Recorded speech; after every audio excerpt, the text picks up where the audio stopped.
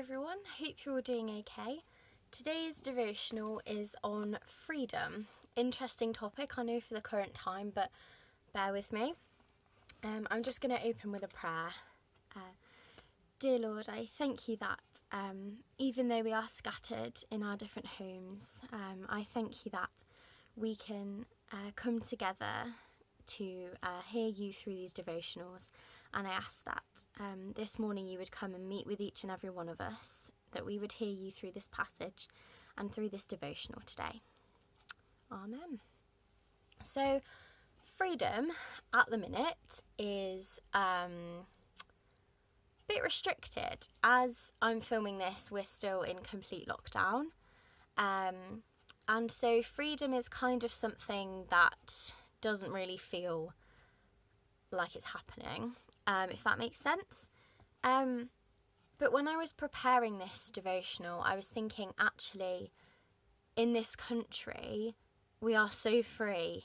There is so much freedom that we have. We have so many rights that, and these mean that no matter what your gender, your age, your background, ethnicity, your religion, you have a right to things like a free education, free healthcare, and you have the right to follow a religion, and you have the freedom to practice that religion in this country without discrimination. And there's such privileges that people don't have in other countries, and that got me thinking, how often do we actually say thank you for that freedom? And do we ever think about how we got that freedom? Things like that women getting the right to vote, they sacrificed themselves so that we could vote and we could have that freedom.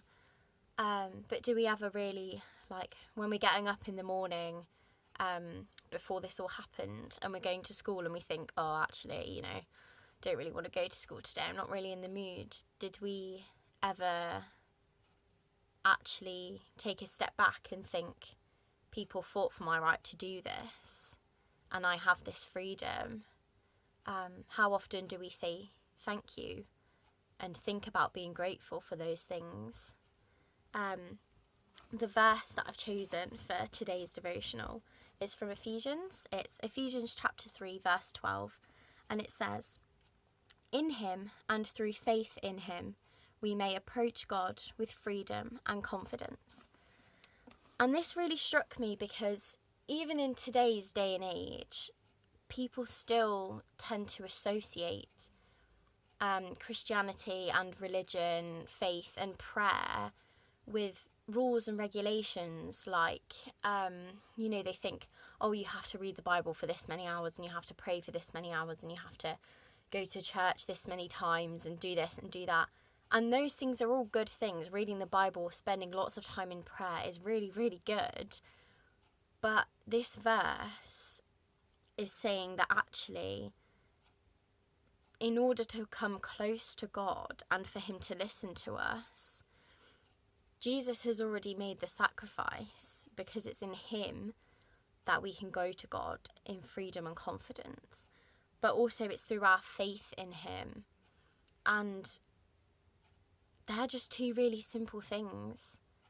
Jesus has already done the hard bit. He already has sacrificed himself, and God sacrificed Jesus as his only son so that we can have that free relationship with him, and we can have the confidence that when we come to him in faith, he's going to listen, and we are free to bring our thanks, our praise, our requests, our worship to him, and we can bring it to him in confidence that he's going to listen. So I challenge you this week to try and be thankful for this freedom that you have to be in a relationship with God without any conditions, and to just be thankful for the freedoms that you do have. We have the freedom to gather on Zoom as a community that love God without fear, and that seems like a really simple thing, but in some countries that is such a big deal and is so dangerous. So yeah, I'm just going to close in prayer. Dear Lord, I thank you that through the sacrifice that Jesus made and through our faith in you, we can come to you freely and with freedom, that we can have the confidence that you will listen and that you are there for us through everything. Please be with us this week as we try to be thankful for everything that we do have and the freedoms that we do have in this difficult time. Amen. I hope you have a really blessed week, everybody.